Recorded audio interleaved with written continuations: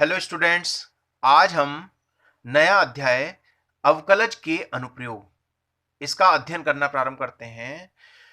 अवकलज अर्थात dy by dx के विभिन्न अनुप्रयोग हैं, यानी कि जैसे राशियों के सन्निकटन मान ज्ञात करना।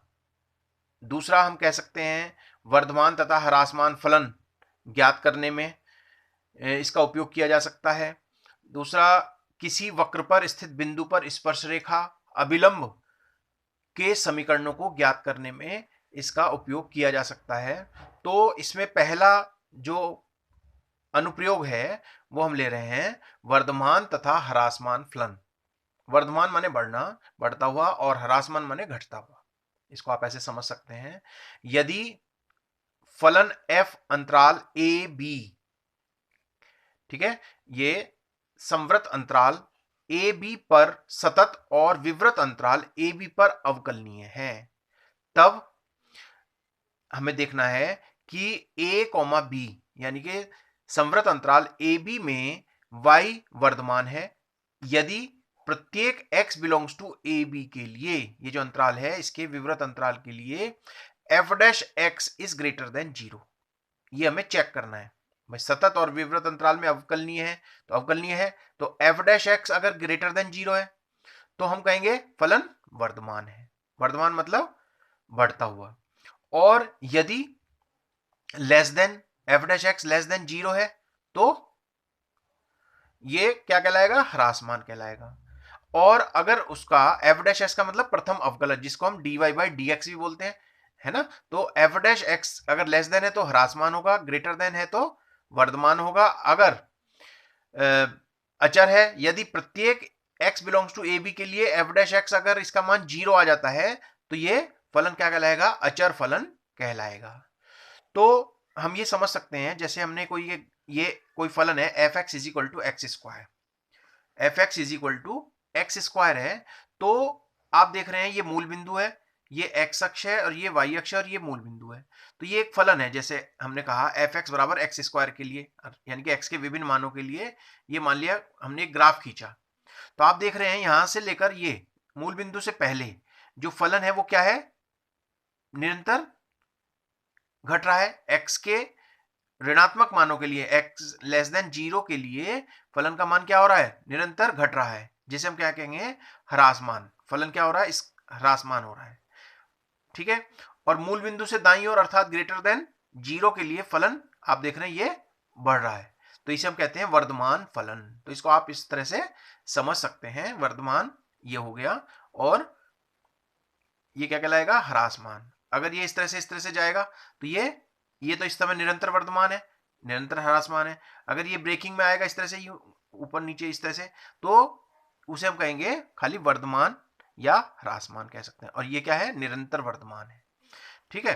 तो इसको आप इस प्रकार से समझ सकते हैं। तो मैंने आपको अभी बताया कि वर्धमान चेक करने के लिए कि वर्धमान कैसे होता है, वर्धमान फलन क्या होता है, तो हम क्या करेंगे? f डैश एक्स यानी कि कोई भी फलन जो दिया है उसका फर्स्ट डेरिवेटिव निकालना है सबसे पहले, और उसको चेक करना है। अगर उसका मान धनात्मक है अर्थात ग्रेटर देन 0 है तो वो वर्धमान है, सीधा सा हिसाब है। और अगर लेस देन 0 है तो फलन ह्रासमान है। लेस देन 0 अर्थात नेगेटिव आता है तो ये फलन क्या होगा? ह्रासमान है। और अगर 0 आ जाए तो फलन क्या कहलाएगा? कांस्टेंट फलन अर्थात अचर फलन कहलाएगा, ठीक है। तो इसको आप समझेंगे। और अब इस पर आधारित है प्रश्नावली 6.2। तो ये जो मैंने बताया आपको, इसको आपको ध्यान रखना है, इस पर आधारित है प्रश्नावली 6.2। तो देखिए प्रश्नावली 6.2 है। इसका पहला प्रश्न है, सिद्ध कीजिए कि r अर्थात वास्तविक संख्याओं के समुच्चय r पर f(x) बराबर 3x प्लस 17 से, है ना, ये एक फलन दिया है, प्रदत्त फलन निरंतर वर्धमान है।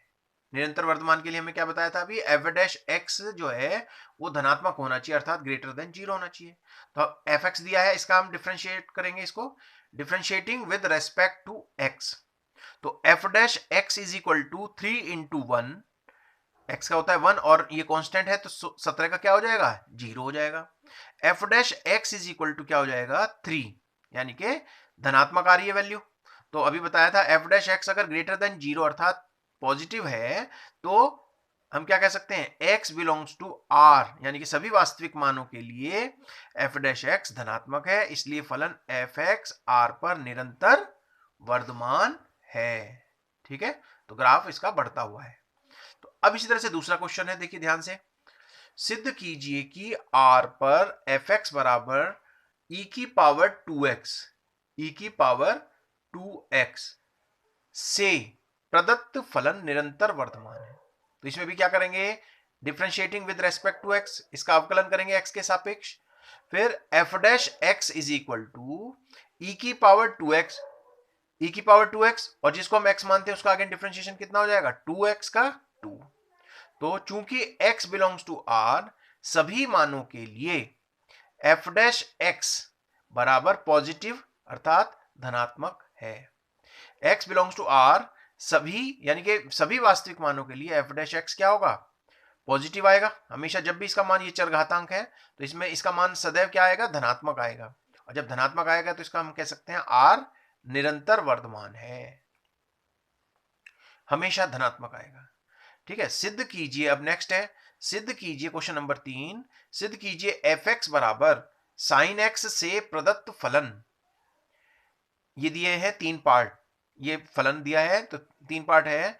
अंतराल 0,π/2 में निरंतर वर्धमान है। अब π/2, पाई में निरंतर ह्रासमान है। पाई 0 to पाई में ना तो वर्धमान है और ना ही ह्रासमान है। तो जो मैंने अभी पॉइंट बताए थे उसके आधार पर इसको हम चेक करेंगे। तो देखिए, पहला बताया उसने, पहला हमें सिद्ध करना है, ये फलन दिया है हमें एफ एक्स बराबर कितना, साइन एक्स। इसको डिफरेंशिएट कर लें, डिफरेंशिएट करने के लिए यह आ जाएगा differentiating with respect to x. ठीक, f dash x is equal to कितना आ जाएगा, कॉस एक्स। ठीक है, एफ डैश एक्स कितना होता है, साइन एक्स का डिफरेंशिएशन कॉस एक्स। ठीक, तो पहला है अंतराल 0 से π/2। ठीक है, 0 से π/2। तो देखिए ध्यान से, ये 4 चतुर्थांश होते हैं, इसमें सारे पॉजिटिव होते हैं। ये होता है 0 से π/2, π/2 से पाई, और π/2 से कितना हो जाएगा, ये तीसरा चतुर्थांश आ जाएगा हमारा 270 के अंतर्गत, और ये कितना आ जाएगा 360 के अंतर्गत पाई।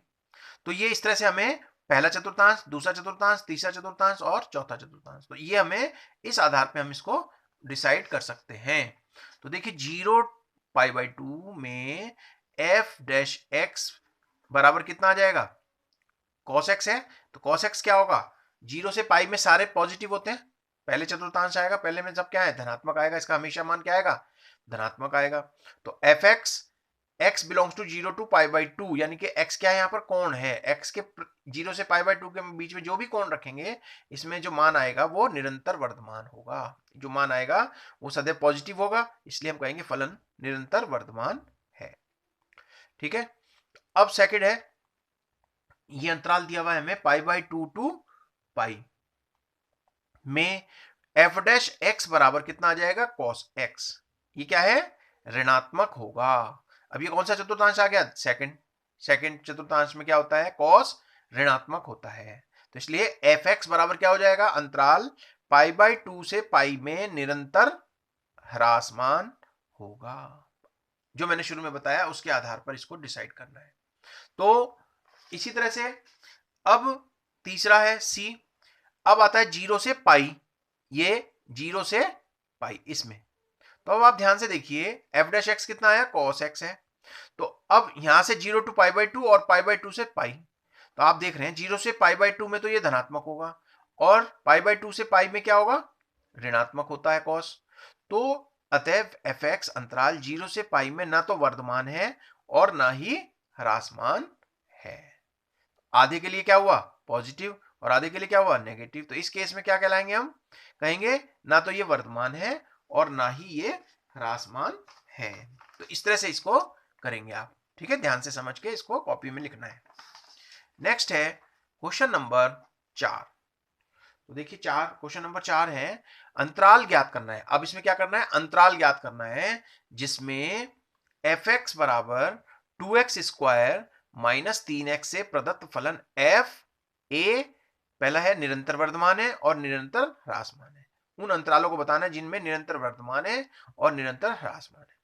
तो सबसे पहले क्या करा हमने, fx बराबर 2x² माइनस 3x फलन लिखा, फिर इसका differentiating with respect to x, तो f डैश x क्या होगा, 2 दूनी 4x माइनस 3। तो f डैश x कितना हो जाएगा, बराबर हम क्या करते हैं, इससे x का मान निकालेंगे तभी तो अंतराल निकालेंगे। तो f डैश x यानी कि dy by d x is equal to हमें 0 करना है, हमें पॉइंट निकालना है, बिंदु निकालना है। तो ये आ जाएगा 4x माइनस 3 बराबर 0। तो 4x बराबर क्या हो जाएगा, 3। तो ये x बराबर कितना हो जाएगा, 3/4। ठीक है, तो ये हम ये कह सकते हैं इसको 0.4 0.7 मान लें। ठीक है, तो ये हो जाएगा, मान लिया हमने 3/4 लिया। ठीक, अब हमें अंतराल निकालने, तो ये वास्तविक संख्या रेखा को हम इन्फिनिटिव टू माइनस इन्फिनिटिव या माइनस इन्फिनिटिव टू इन्फिनिटिव लेते हैं।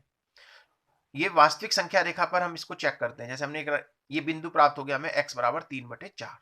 तो एक तो अंतराल हो गया, ये पूरी संख्या रेखा दो भागों में बट गई, तो माइनस इन्फिनिटिव और 3/4, यहां पर 3/4 और इन्फिनिटिव, तो ये दो अंतराल हो गए ना, दो पार्ट हो गए।